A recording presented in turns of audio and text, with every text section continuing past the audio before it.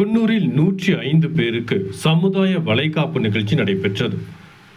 தமிழக அரசின் சமூக நலன் மற்றும் மகளிர் உரிமைத்துறை ஒருங்கிணைந்த குழந்தைகள் வளர்ச்சி பணிகள் திட்டம் சார்பில் இன்று குன்னூரில் கர்ப்பிணி பெண்களுக்கு சமுதாய வளைகாப்பு விழா நடைபெற்றது.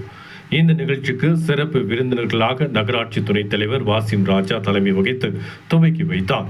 இதில் கர்ப்பிணியருக்கு மாலை அணிவிக்கப்பட்டு தாம்பூல தட்டில் புடவை, சீர்வரிசை பொருட்கள் வழங்கப்பட்டது. கர்ப்பகால பராமரிப்பு, தாய்ப்பால் கொடுப்பதின் முக்கியத்துவம் உள்ளிட்ட பல்வேறு விழிப்புணர்வுகள் ஏற்படுத்தப்பட்டது. வளர்ச்சி மாவட்ட திட்ட அலுவலர் பிரம்ம வித்யா நாயகி, குழந்தைகள் வளர்ச்சி திட்ட அலுவலர் பூங்கொடி ஆகியோர் முன்னிலை வகித்தனர். மேலும் கர்ப்பிணிக்கு லெமன் சாதம், புளியோதரை, தயிர் சாதம், தக்காளி சாதம் உள்ளிட்ட 5 வகையான உணவுப் பொருட்கள் வழங்கப்பட்டது. இதில் குன்னூர் பகுதியை சேர்ந்த 105 கர்ப்பிணிமார்கள் பங்கேற்றனர். நிகழ்ச்சியில் திமுகவை சேர்ந்த நகரமன்ற உறுப்பினர்கள் மணிகண்டன், காவிரி சித்ரா, சபீனா, சாந்தா, வசந்தி, திமுக இளைஞரணி மாவட்ட துணை அமைப்பாளர் பத்மநாபன் உட்பட பலர் கலந்து கொண்டனர்.